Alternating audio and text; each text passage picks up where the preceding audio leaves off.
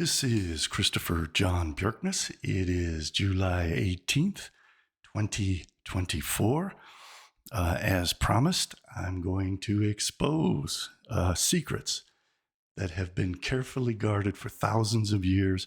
Some of my insights have been lost for thousands of years. I'm the first person to piece this all back together again after thousands of years of it being cryptic and lost to humanity. This represents a lifetime of my work.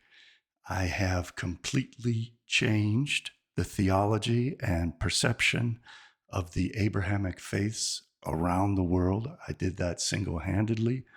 I decoded Christianity, Kabbalah, Judaism, and Islam, and I have assembled them back together again into one cohesive and consistent narrative. And the insights, my insights that I'm going to be presenting to you all you good people today, is the culmination of that effort, the apex of a lifetime of my work, where I single-handedly decoded all of this and put this whole puzzle back together again that has been lost to humanity for thousands of years. So, Jesus is Job from the book of Job. And the book of Job is the New Testament of the Old Testament. The book of Job contains the passion narrative of the Gospels. It is the archetype, more than the archetype. It is the passion narrative of the Gospels, where you have the righteous, blameless Gentile, Job, who is descended from Esau and bears the soul of Cain and the soul of the Leviathan, the serpent. Job is an Edomite. He was the advisor of Pharaoh. Pharaoh was the Leviathan that later became Rome. So the story of Jesus is a retelling of the story of the scapegoat Job, who is put on trial in the heavenly court.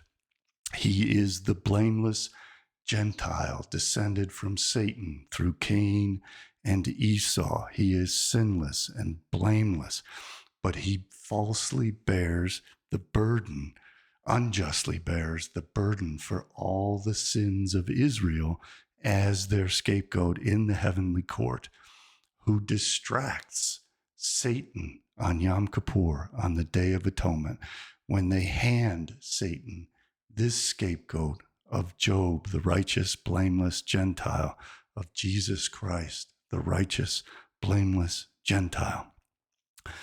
Satan brings 3 witnesses against Job, who betray Job, deny Job, doubt Job, just as Judas, Peter, and Thomas do to Jesus.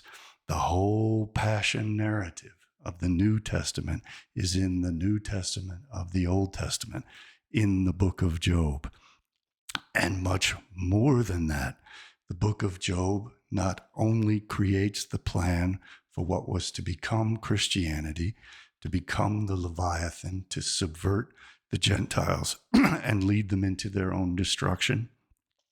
Another one of my most important insights is that the book of Job also contains the behemoth of the Ishmaelites, the Arabs who were planned to become the Muslims.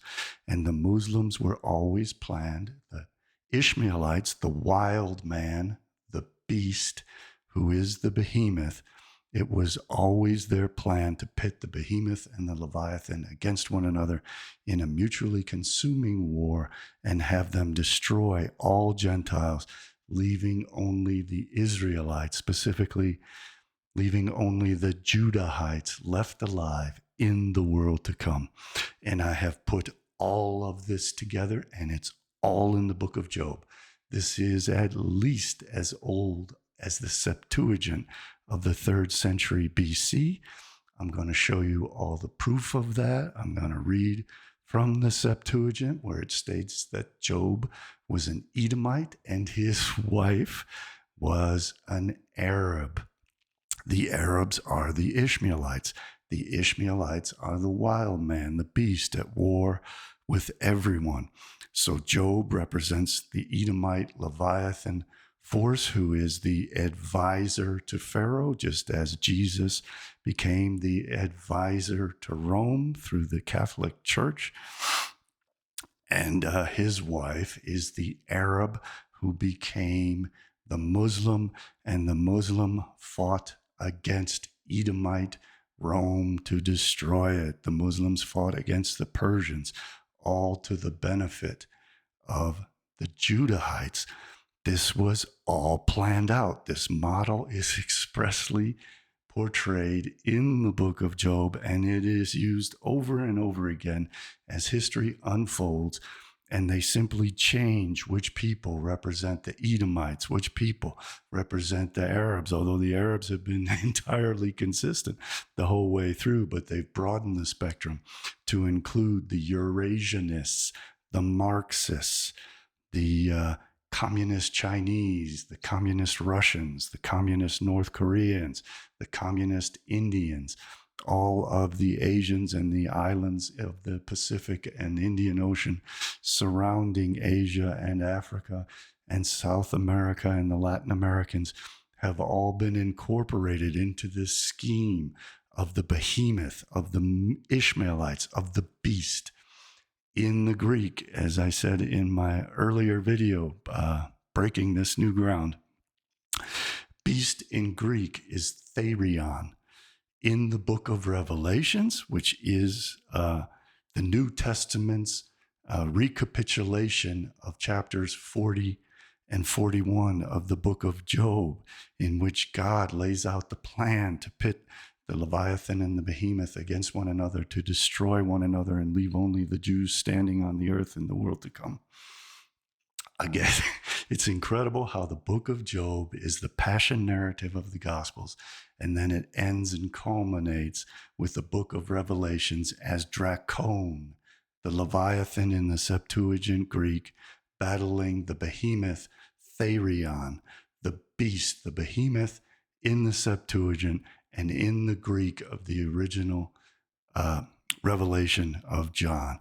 All of this is simply a regurgitation of the same model applied to the applicable people as history unfolded and as the Jews waged this war of extermination through history against various peoples. The entire model was laid out in the book of Job. And when I put all this together, I knew that the Zohar would explain exactly this aspect of what I had uncovered. But the Zohar doesn't lay out all these particulars. And the author of the Zohar, Moses de Leon, may not have been aware of all these things that I have pieced together and how perfectly it fits with this historic evolution. And he also could not have been aware of how this ultimately is today playing out, with Alexander Dugin and Putin threatening apocalyptic nuclear war, and Medvedev threatening apocalyptic nuclear war to fulfill the prophecies of the apocalypse, of the revelation of John, which is the apocalypse, the revelation of Job in chapters 40 and 41.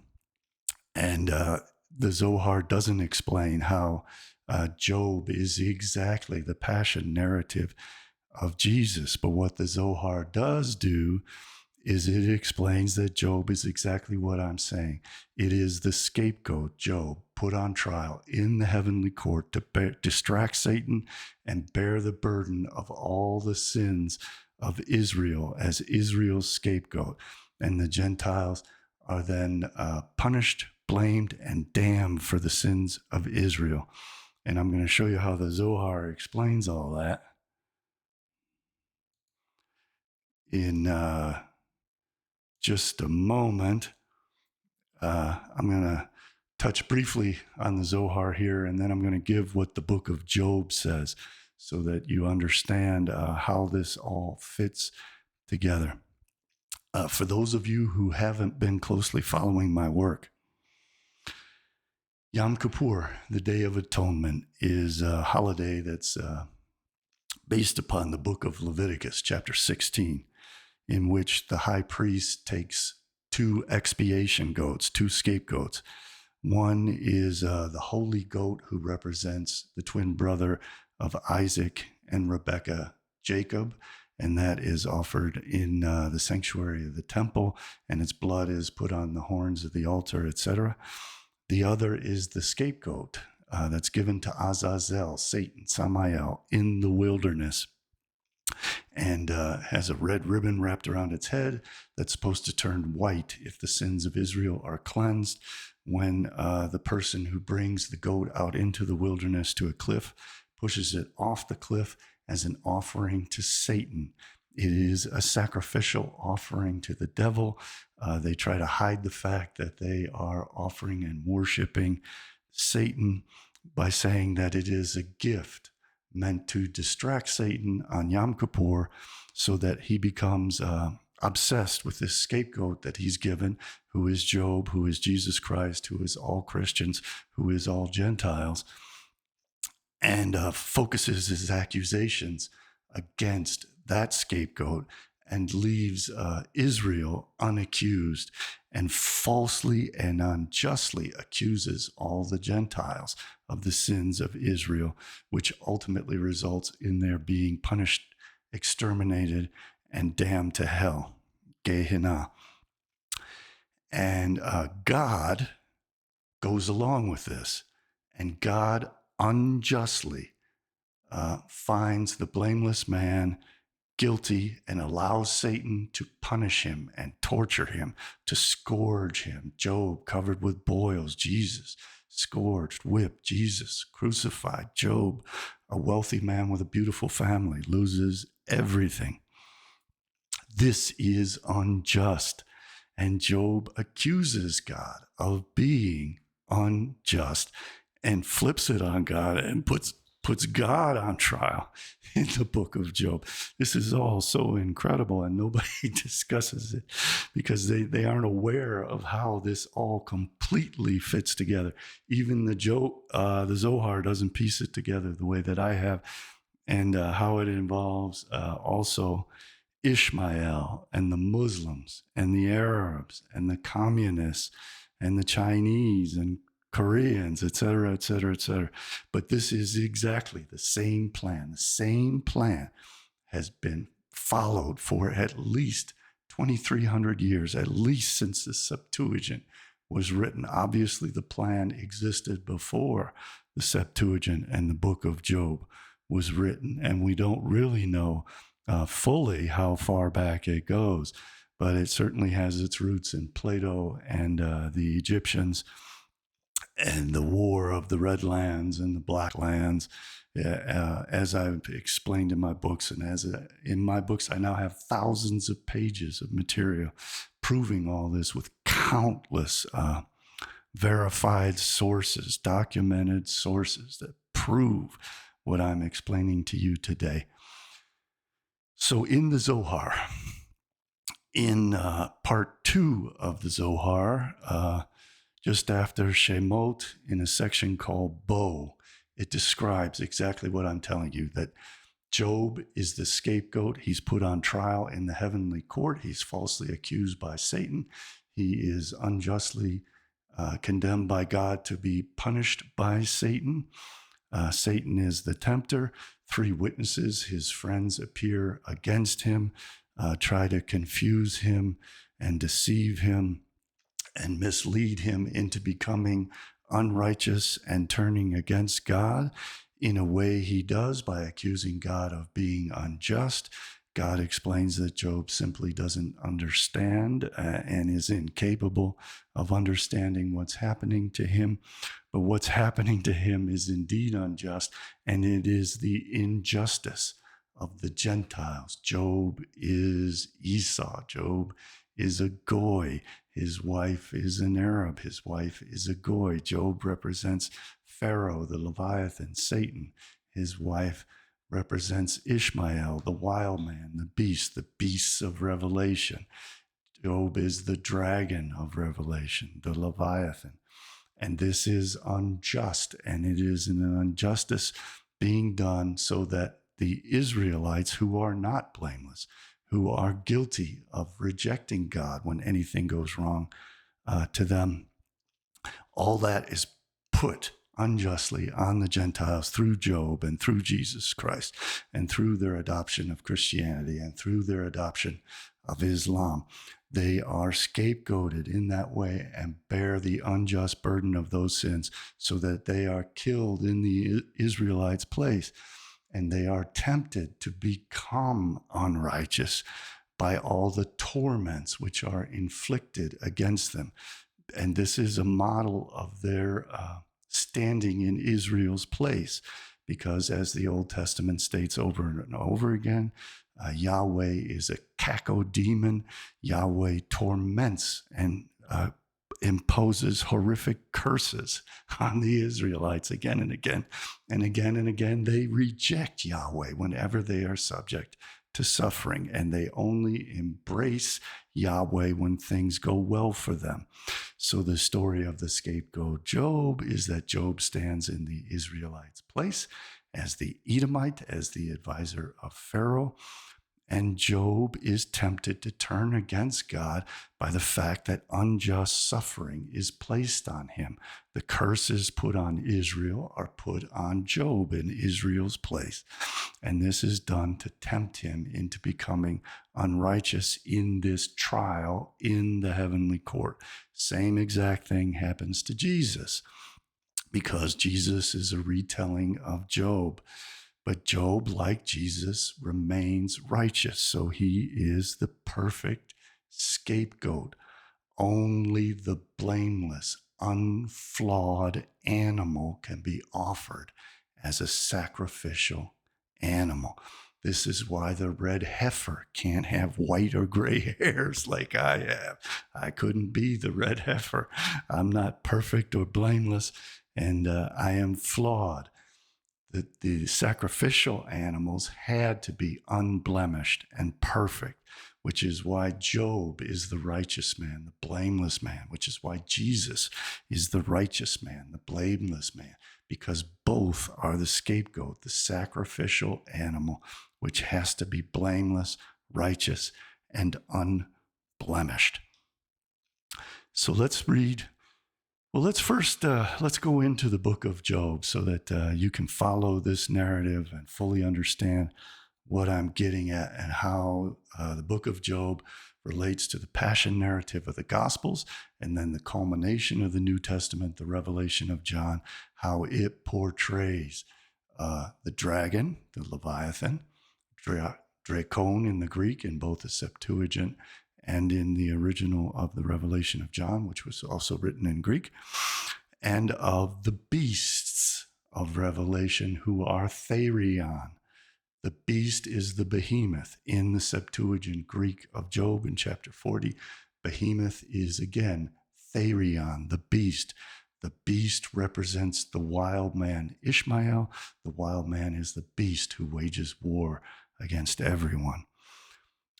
It's important to note that Job is a direct descendant of Esau, who marries an Ishmaelite Arab. Esau himself married one or two of Esau's daughters. So this is a retelling also of the story of Esau, and it's a retelling also of the story of Cain and the sacrificial offerings that are involved in that, the human sacrifices. Cain was the first human being to offer a human sacrifice of his brother Abel. So let's take a look. Job starts off with the narrative that Satan says that the righteous, blameless, unblemished Job is just like the Israelites, and that if any suffering comes upon him, he will reject God and turn against God. So he makes the perfect scapegoat to be tempted in the same way that Israel is, so that he can be falsely accused and unjustly blamed and punished for the sins of Israel as their scapegoat. This is Job chapter 1, verses 6 through 12. One of the angels came to present themselves before the Lord, and Satan also came with them. The Lord said to Satan, "Where have you come from?" Satan answered, "From roaming throughout the earth, going back and forth on it." The Zohar explains what this means in the oral tradition.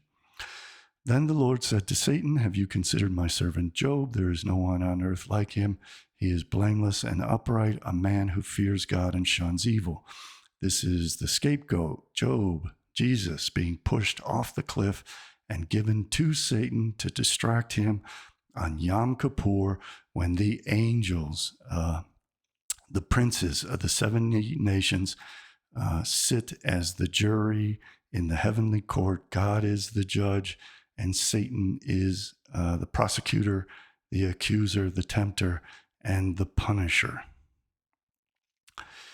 Does Job fear God for nothing? Do the Israelites fear God for nothing? This is Job standing as the fool Israel, standing as the scapegoat for Israel, the imitation Israel. This is Israel being asked if they fear God for nothing, because whenever Israel is told to fear God and something bad happens to Israel, Israel says, "Screw God. Screw this. We don't need this. We're going to worship Baal. We're going to worship Lilith. We're going to worship Satan. God is a horrible, vindictive, wrathful bastard who is always tormenting us." And Satan predicts that Job will do the same thing. So he'll make the ideal scapegoat and bear all the sins for that. But Job doesn't fall for it, because he is righteous and blameless. And even in that sense, he becomes the ideal scapegoat who is unjustly judged by God, and Satan is allowed to make his life a horror. "Have you not put a hedge around him and his household and everything he has?" Unlike the Israelites, who had to go through the desert and had to face many enemies and went without food and water, and then turned against God and worshipped the golden calf. "You have blessed the work of his hands, so that his flocks and herds are spread throughout the land. But now stretch out your hand and strike everything he has, and he will surely curse you to your face." This is again Job being put in the place of the Israelites to serve as their scapegoat and to suffer all the punishment unjustly for their sins. The Lord said to Satan, "Very well then, everything he has is in your power, but on the man himself do not lay a finger." Job isn't supposed to kill, Satan isn't supposed to kill Job, just torment him and ruin his life and his family. So again, this is a trial in the heavenly court. Job is put on trial in the heavenly court, just as the scapegoat is on Yom Kippur, just as Jesus was. Again, there was a day when the sons of God came to present themselves before the Lord. This is the Day of Atonement, and when they are accused of their sins and tried, and Gentiles are their scapegoats who suffer the burden of all their sins. And Satan came also among them to present himself for the Lord. Lord's the judge, Satan is the accuser.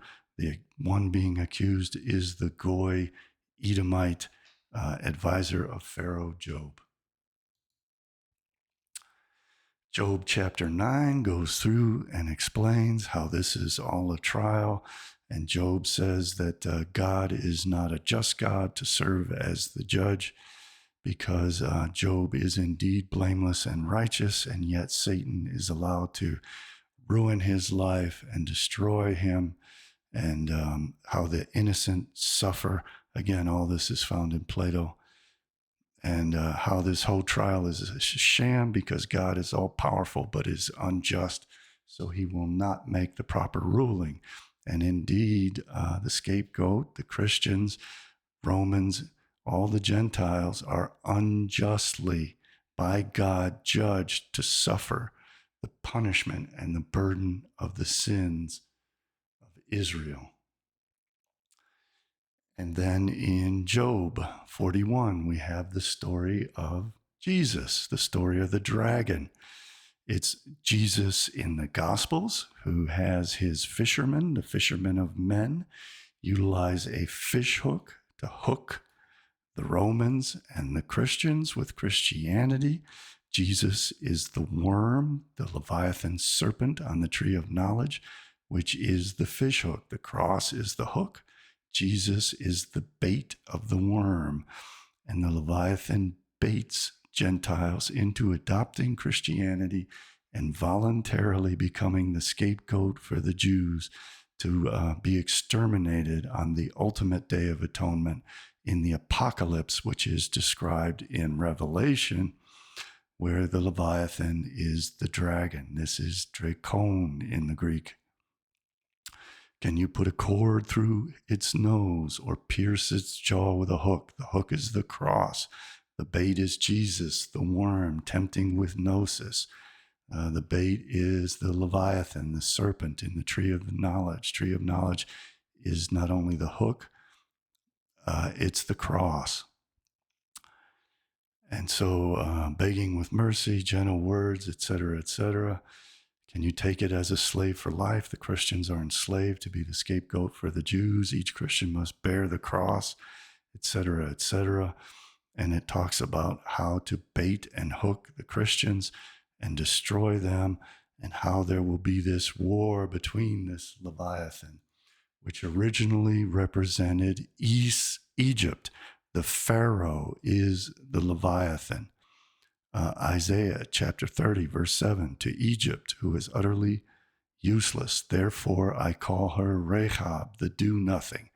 That's the same word for the Leviathan, the serpent, that is used for the Canaanite woman who assists Joshua's spies, who becomes one of the ancestors of Jesus Christ.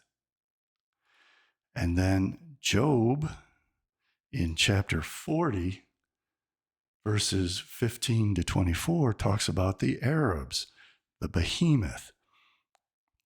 And the behemoth is said to be like a great ox who gores the Leviathans with its horns.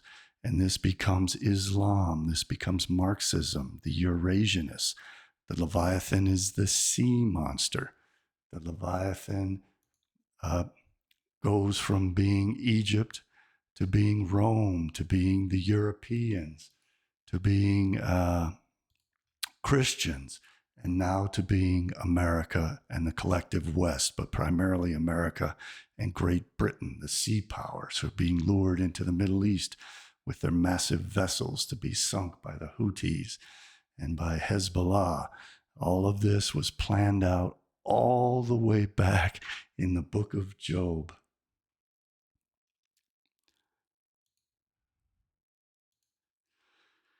So I hope you're starting to grasp how vitally important all of this is to understand, and how all of the Abrahamic faiths, including the fourth Abrahamic faith, as I say, of Marxism, are all the exact same story. They're all pointed to the same ultimate outcome. They are all engineered to fulfill this exact plan, which is laid out in the book of Job, where the blameless, righteous Gentiles are blamed for the sins of Israel. All the burden is put on them. They are tempted to turn against God, which is why the West is being flooded with this Sodom and Gomorrah subversion meant to turn the West against God, in the same way that the three witnesses and Satan tried to turn Job against God, so that in this trial, the Gentiles will be killed by God, and God will judge them and destroy them and cleanse the earth of them, just as the earth was cleansed in the time of Noah with the great flood.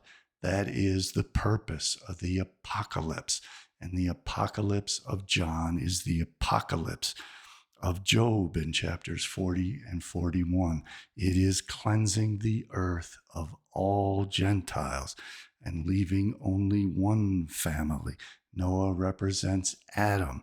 Adam represents the Messiah, son of David, the seed of the Israelites, the 600,000 souls of the Israelites who left as the warrior men in the Exodus to Israel. This is the same damn plan over and over again, and it was engineered, scripted into Christianity, scripted into Islam, which was written by the Arab Jew Muhammad and his Jewish wives, scripted into Marxism, which was written by the Talmudic scholar Karl Marx, who was funded by the Rothschilds, who was an affiliate of the Messiah, son of Joseph, Moses Hess. This is all one story. That is why it is so vitally important for Christians, Muslims, Jews, Marxists to realize you have been set up to commit collective suicide, to be the scapegoat Job, to suffer losing everything, to have your skin covered with sores, to be unjustly brought into hell. That was always their plan. That is what the entire book of Revelation is based on, is the idea of scapegoating Gentile humanity for the sins of Israel, so that 144,000 Jewish male virgins can replace humanity, so that the Leviathan can return as the Lamb, Jesus, the Christ, returns as the Antichrist to tread the winepress and slay all of Gentile humanity, and to lead Christians into the trap of fulfilling this themselves. The Quran is the identical method of leading the Muslims into the same trap of being the behemoth and waging war and committing collective suicide in an apocalyptic end times war to destroy everyone. It is the same plan of the extermination of the bourgeoisie in Marxism, where the proletariat becomes the dictator to destroy all of its own best life forms and lead itself into inevitable famine, death, and destruction, extermination, annihilation, to bear the sins of Israel as the scapegoat Job, as the scapegoat Jesus, as the scapegoat Muhammad, as the scapegoat Marx. All of this is the same story. All of it plays into the same ultimate end result of exterminating Gentile humanity as the scapegoat for Israel in this heavenly trial of 6,000 years, the 6 days of creation, in which humanity is tried, in which the other side, the Gentiles, are scapegoated for the sins of Israel and brought into persecution, brought into punishment, brought into death, brought into damnation. Damnation in this does not mean, like the Greeks, these half asleep, wandering bodies without much consciousness. Damnation in this scheme means that at the end of these 6 days, the Gentiles who derive from chaos return to chaos. The Gentiles become emptiness, formlessness, and darkness. They become tohu vavohu choshech. In other words, Gentiles become nothing. They no longer exist. They are annihilated. They are nullified. So here is here's the Septuagint version, the original, the oldest version we have of the book of Job, and it was initially written in Greek, and it expressly states that Job's wife is an Arab on the borders of Edom, and that Job himself is an Edomite descended from the sons of Esau. So Job is the Edomite who becomes the Romans, who becomes Christ. He is Esau, who is the reincarnated soul of Cain. Cain is the child of the serpent with Eve in the Garden of Eden. So Esau, Job, and then Jesus are all Satan, the Leviathan. Job is not only an Edomite, the Zohar and other books explain that the oral tradition is that he was an advisor of Pharaoh. Pharaoh is Satan in Judaism, and Egypt is chaos. And the Egyptians are the Leviathan crocodiles of the River Nile, and they are hooked with the fish hook and the bait of the worm, the serpent, Jesus, on the cross. The cross is the hook, the cross is the tree of knowledge that sets up humanity to worship Satan himself, so that in the trial, in the trial, the judge God will rule against the Gentiles and exterminate them, and they will have no place in the world to come. So this is the Septuagint of Job, chapter 42, verse 17. And Job died an old man and full of days, and it is written that he will rise again with those whom the Lord raises up.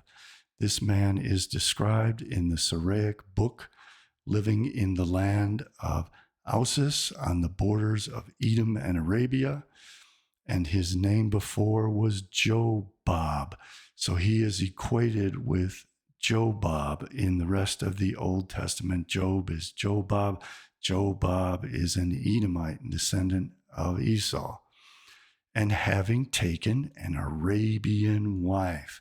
An Arabian wife is an Ishmaelite. Ishmael was the wild man, the beast, the behemoth. Job, the Edomite, the descendant of Esau. Esau becomes Rome, becomes Christianity, becomes Jesus. The Leviathan transfers from Egypt to Edom, but Edom as Rome, Edom as Christianity. Esau had an Ishmaelite wife. Jobab, has an Ishmaelite wife. The Ishmaelites are the Arabians, the beasts. Therion in Revelation, Therion, behemoth in Job. So there is this relationship. You have the Leviathan of Edom and the behemoth of Ishmael, the Arabian, the Muslim. And the Muslims destroy the Byzantine Romans. The Muslims are fighting the West. The Leviathan West is fighting the Muslims. This was all scripted out 2,300 years ago. He begot a son whose name was Enon, and he himself was the son of his father Zerah, one of the sons of Esau. So Job is descended from Esau. Job's wife is an Arabian, descended from Ishmael. Esau married Ishmael's daughter. Job marries Ishmael's Arabian descendant as his wife. And of his mother Basora, so that he was the fifth from Abram. And these were the kings who reigned in Edom, which country he also ruled over. First Balak, the son of Bor, the name of the city was Dinaba, but after Balak, Jobab, who is called Job, and after him Asam, who is governor of the country of Thaman, and after him Adad, the son of Barad, who destroyed Madiam on the plain of Moab. And in the name of his city was Gethaim, and friends came unto him, were etc., etc., etc. Were Eliphaz of the children of Esau, king of the Thamanites, Baldad, sovereign, the Sauchians, I hope I'm pronouncing that correctly, Zophar, king of the Manaeans. These 8 Edomite kings rule before there was a king of Israel. That's tremendously significant in the oral traditions of Kabbalah.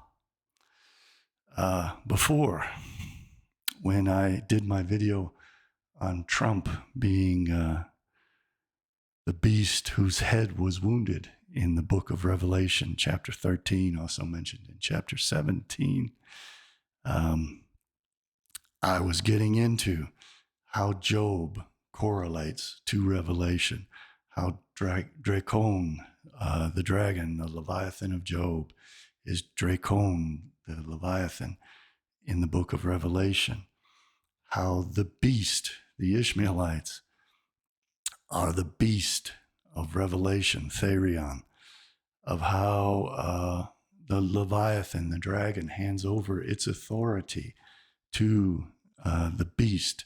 The Leviathan today is the West, it's America. It's handing over its authority to Putin and to the Chinese and to the Koreans, just as Revelation laid out that plan. But that plan is the plan of Job.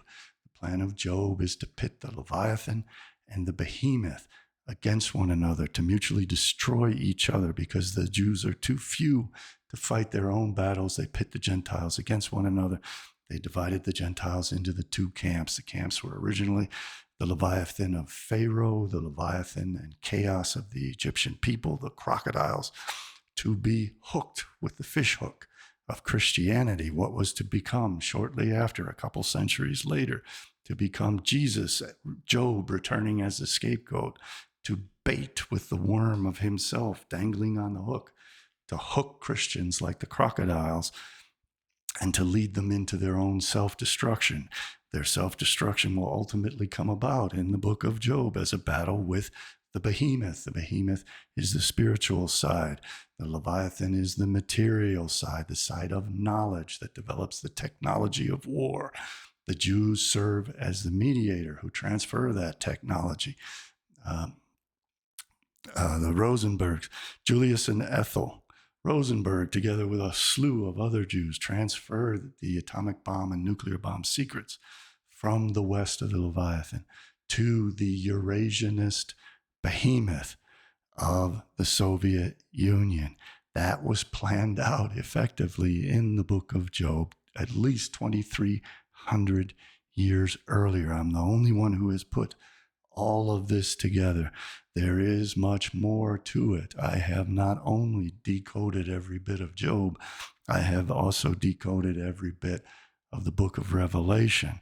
And I'm going to be doing future videos on that, getting into exactly what all of it means, how it correlates directly to this battle of Leviathan and Behemoth, how this was spelled out in the Midrash and the Talmud, how it relates to the idea that the world to come is to be subterranean, which is also discussed in the book of Revelation, of the banquet feast, the wedding feast of the Lamb, which is also discussed in the Midrash and the Talmud, in which these cannibals, who were described as cannibals by the Roman Diodorus historian, said that 500,000 Gentiles were consumed as flesh, as meat by the Jews. 500,000 Greeks and Romans were eaten. And this is portrayed as not only the Eucharist of eating Jesus, of drinking his blood as wine. This is portrayed as the wedding banquet and the great celebratory feast of the world to come, which is coming up when the Leviathan and the Behemoth clash and kill one another. Their remains are going to be traded in the streets of Jerusalem, just as Palestinians' organs are being harvested and sold on the open market in Jerusalem. We are all slated to become their food source. They are slated to become troglodytes, as their ancestors were, as the Essenes were, as in North Africa. There were people living underground right up into the 20th century, as the Christians wanted to become subterranean. The New Jerusalem of the book of Revelation descends from heaven in the sense that the world above on the surface of the earth is to become a subterranean world. And the Christians of the New Jerusalem in Ethiopia built their churches underground. The Christians in Turkey, 20,000 of them, lived in a massive underground city as the New Jerusalem. The Essenes lived in caves and stocked their caves to be the New Jerusalem, as the harlot, the whore of Babylon, Jerusalem. The Jerusalem of 7 hills was to be destroyed and replaced by this new subterranean Jerusalem. So please like, share, and subscribe. I'm going to be digging deeply into all of that. Again, I have hundreds of pages on this in my forthcoming books. I thank everyone for their patience waiting for those books. It is well worth it. It's a monumental task. I have accomplished what no one else has accomplished. I have pieced together, after it being lost for 2,000 years, how all these things fit together, and how this constant theme and model has been created as the four Abrahamic faiths to destroy all of us. We have this as evidence. We can bring this to court. We can bring them to trial for conspiring to to fulfill these plans that were established by their spiritual and intellectual ancestors thousands of years ago. The Quran also says that Job is a descendant of Esau. All the sources come together into this one story. We are to be their scapegoats. We are to be unjustly judged by God and punished for the sins of Israel. And that punishment is that we have surrendered our birthright and blessings, as Esau did to Jacob, so that we will have no share in the world to come, so that we will be nullified, annihilated, and restored to chaos where we allegedly originally came from.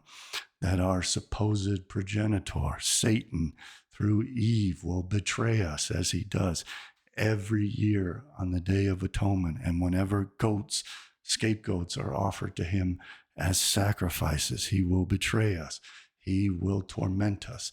He will falsely accuse us, force us to bear the fishhook of the cross, to become the worm, to become the serpent, to become worms. The Zohar describes it as worms in a heap of dung, nourishing the tree of death, just as Jesus and Muhammad are said to be worms in the dung heap. We are to be the scapegoats, as the Zohar says in its section on Leviticus 101b to 102a. And we are to be human sacrifices. We are to be eaten, as Midrash Leviticus 13:3, and as the Talmud Bava Batra, folios 74 and 75, and as Revelation says, we are to be eaten as the lamb at the banquet feast. This is no joke, people. This is all coming together. They are fulfilling this plan. I'm the only one in the world who's put it all together. I'm laying it out before you. You can see it. When my book comes out, you're going to see thousands of pages of proof of all of this. None of this has ever been refuted on any level. As I've been laying this out, it has taken hold, taken root around the world. I was talking about how we are the Amalekites back in 2006. That is now in the common parlance. Please help me to make these revelations, my newest insights, the apex of my lifetime of research. Let people know about this. Let them know that this is the plan, that all they need to do to understand this plan is to pick up the bestseller of all time, the Bible. The Bible talks about the Jews taking over the world with usury 3 times in Deuteronomy, as I've been publicly stating for 20 years. People now are aware of this. Help me to make people aware of the fact that Jesus is Job, that the story of the Behemoth and the Leviathan in the book of Job is the story of the dragon and the beasts in the book of Revelation, that the book of Revelation is a book of condemnation and genocide of all Gentiles, that the Quran mimics this same theology of the genocide of humanity. And the Quran, too, was portrayed in the book of Job, both as the behemoth and as Job's Arabian wife. And Job and his wife had conflict. The Christians and the Muslims have conflict. This conflict takes the form of a great epic battle between Leviathan and Behemoth, where they kill one another off.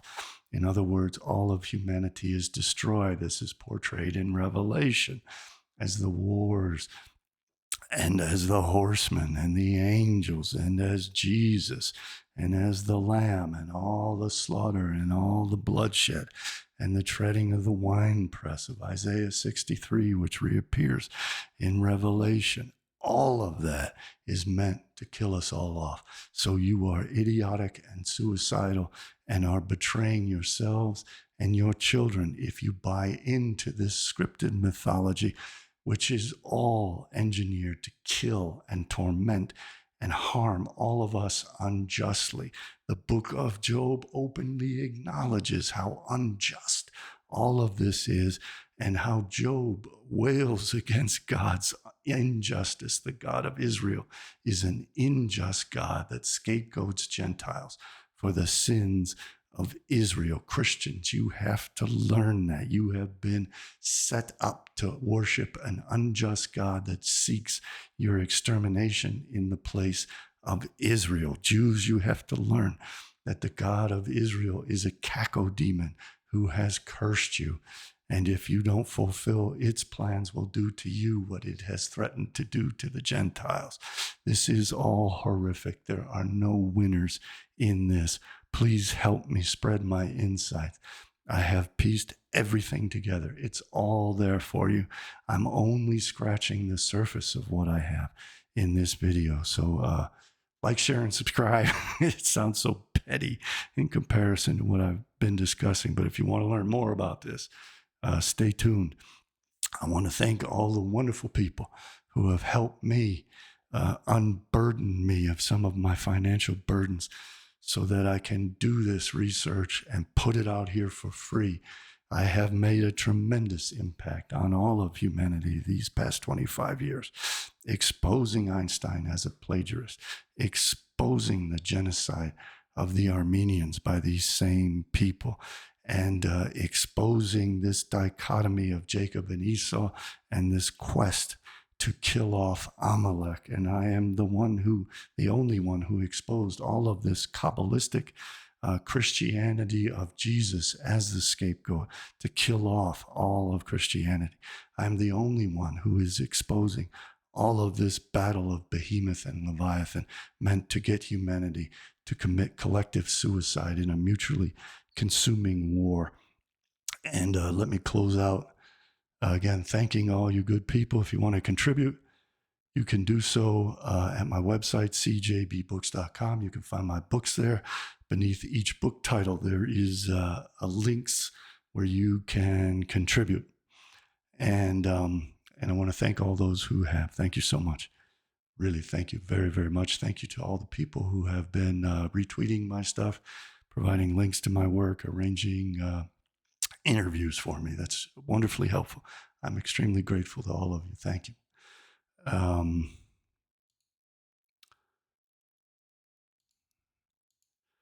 So this is what I was talking about in the Midrash Rabbah. I want to hit it again. I'm going to be hitting it in most of my videos now that discuss these subjects, because this really lays it out, that this was all planned as a sporting match, as entertainment for the Judahites. As the world to come arrives, World War III, the nuclear saber rattling of Putin, Medvedev, Alexander Dugin is all the culmination of this 2,300-year-old plan to get the behemoth, the Eurasianists, the Marxists and the Muslims to wage a mutually consuming war against the Leviathan, the Atlanticists, the Americans in the West, so that we kill each other off and create a new subterranean world to come for the Judahites, so that they can enjoy it without our presence. And this talks about the behemoth and the Leviathan are to engage in a wild beast contest before the righteous in the time to come, the world to come. And whosoever has not been a spectator at the wild beast contests of the heathen nations in this world, the Goy, the Gentiles, will be accorded the boon of seeing one in the world to come.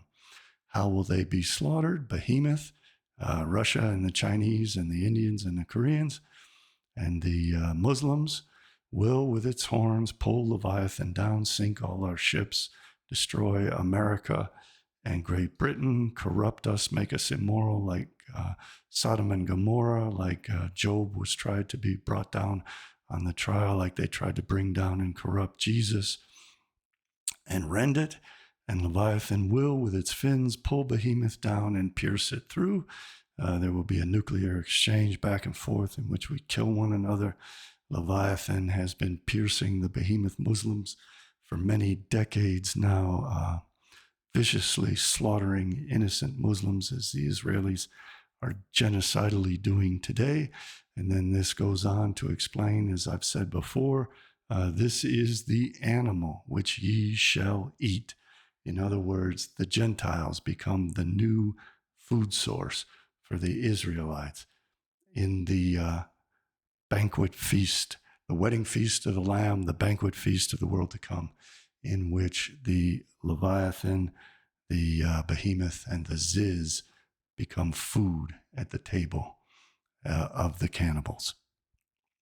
So I got more to come, guys. Again, Job is Revelation. Job is the Gospels.